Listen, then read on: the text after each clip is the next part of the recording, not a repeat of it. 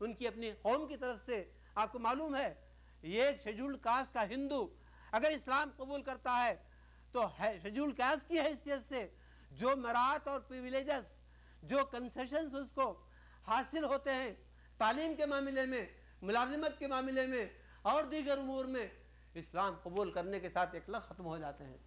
اور یہ بیچارے قربانی دیتے ہیں ان مراعات کی. آپ غور کیجئے کتنا قابل قدر ہے ان کا ایمان, کیسی کیفیت ہے ان کے قلوب کی, کتنے مقدس ہیں یہ.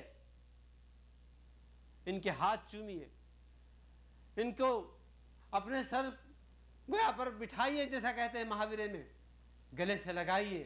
اپنے معاشرے میں ان کو جذب کرنے کی کوشش کیجیے. جماعت اسلامی ہند نے یہ جو کام شروع کیا ہے, ابھی پچھلے دنوں ایک نیا تجربہ بھی جماعت نے کیا.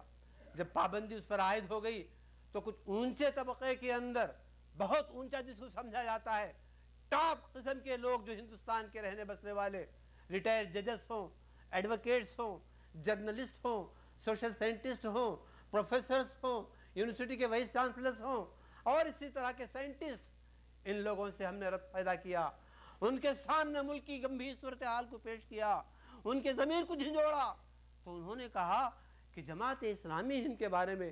ہمارا کانسیپٹ بالکل مختلف تھا کہ یہ اپنے شیل میں, یہ اپنے خلیے میں بند رہنے والی جماعت ہے. یہ تو ہم سے آگے ہے, جو ملک کی فکر کرنے والی فکرمند جماعت ہے. چنانچہ انہوں نے ہم سے مطالبہ کیا کہ آج جو ہمارے دیوان خانے میں بیٹھ کر باتیں کر رہے ہو اس سے کام نہیں چلنے کا, اس کو کچھ کانکریٹ فارم دیجئے, اس کی کوئی شکل دی جائے. چنانچہ 11 جولائی 93 کو دہلی کے کانسٹیٹیوشن کلب کے اندر ان کا ایک اجلاس ہوا اور ان سب نے مل کر forum for democracy and communal empty کے نام سے ایک فورم بنایا, اس لیے کہ ملک میں جو فسطائیت اور فرقہ واریت کا بڑھتا ہوا خطرہ ہے اس کو روکا جائے اور ملک کے رہنے بسنے والے شہریوں کے درمیان فرقہ وارانہ ہم آہنگی پیدا کی جائے, امن امان کی کیفیت پیدا کی جائے اور ان فسطائی قوتوں اور طاقتوں کو آگے بڑھنے سے روکنے کے لیے ہم کچھ کانکریٹ قدم اٹھائیں, کچھ ٹھوس قدم اٹھائیں. اس طرح کی گویا عزائم کے ساتھ جب یہ فورم بنا ہے تو محض یہ کہ ہم نے اس کام پر اکتفا نہیں کیا, ہم نے اسی ناطے اس گویا انٹریکشن کا فائدہ اٹھاتے ہوئے, اس گویا میل جول کا فائدہ اٹھاتے ہوئے ہم نے قرآن مجید کے تراجم, احادیث کے تراجم اور دیگر لٹریچر جماعت کا ہم نے انہیں پیش کیا اور پڑھ کر آج جسٹس وی ایم تارکنڈے جیسا ریڈیکل ہیومنسٹ اپنے ساتھیوں سے وہ کہتا ہے, میرے ان کانوں نے سنا ہے کہ تم کیا اعتراض کرتے ہو مجھ پر کہ جماعت اسلامی جیسے فنڈامنٹلسٹ لوگوں کے ساتھ تم اٹھتے بیٹھتے ہو, تم تو اپنی ڈگر سے ہٹ گئے ہو, اپنی راہ سے ہٹ گئے ہو. میں کہتا ہوں اور گواہی دیتا ہوں کہ یہ لوگ ہم سے زیادہ ہیومنسٹ ہیں, انسانیت ہم سے زیادہ ان کے اندر پائی جاتی ہے. کیونکہ آپ جانتے ہیں جو شخص یہ خدا واحد کا ماننے والا ہوتا ہے اور پورے انسانوں کو ایک آدم اور حوا کی اولاد سمجھتا ہے,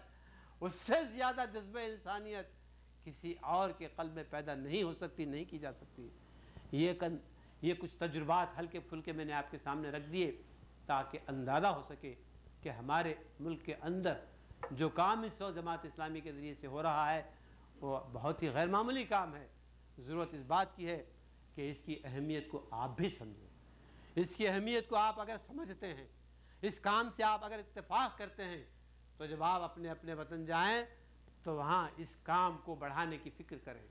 اس کام کو پھیلانے کی فکر کریں. نہیں, یہاں آپ ریاض میں رہتے ہیں اور یہاں بھی اسی ملک سے آ کر یہاں رہنے بسنے والے کتنے غیر مسلم آپ کے ہندو ہیں, سکھ ہیں, عیسائی ہیں اور جینی ہیں اور بودھ ہیں اور پتہ نہیں کون کون سے ہیں, دیگر ممالک سے آ کر رہنے بسنے والے بھی بہت ساری قومیتوں کے لوگ جو اس دین سے بے بہرا ہیں, اس ہدایت سے محروم ہیں. یہاں آپ کے اطراف اور اکناف میں, آپ کے دفاتر میں, آپ کی بستیوں میں رہتے بستے ہیں. یہ آپ کی ذمہ داری ہے کہ آپ ان تک اپروچ کریں, ان سے تعلقات کو استوار کریں اور ان کی خوشی اور غمی میں شریک ہوں اور ان تک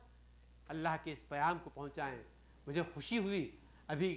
2 دن پہلے ایک صاحب سے یہاں ملاقات ہوئی، عرب صاحب سے، انہوں نے بتایا کہ اس طرح کام کرنے کے لیے انہوں نے دعوت سینٹر قائم کیا ہے سعودی عرب کے اندر، ریاض کے اندر، اور وہ چاہتے ہیں کہ آپ جیسے لوگوں کا تعاون انہیں حاصل ہو،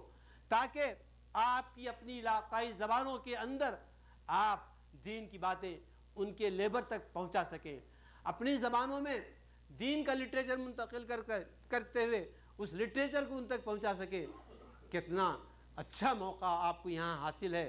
مجھے یہ بات جاننے کے بعد بڑی خوشی ہوئی، اور میں سمجھتا ہوں کہ اگر آپ اس کام کی اہمیت کو سمجھتے ہوں، اور مجھے یقین ہے کہ ضرور ہی سمجھتے ہوں گے اور اس سے اتفاق بھی کر رہے ہوں گے، تو آپ اس کام کی جانب پیش قدمی کیجئے اور اس کام کو آگے بڑھانے کے لیے گویا پوری طرح سے ہر طرح سے کوشش کیجئے۔ اللہ تعالی ہم سب کی کوششوں کو قبول فرمائے۔ وآخر دعوانا الحمدللہ رب العالمین۔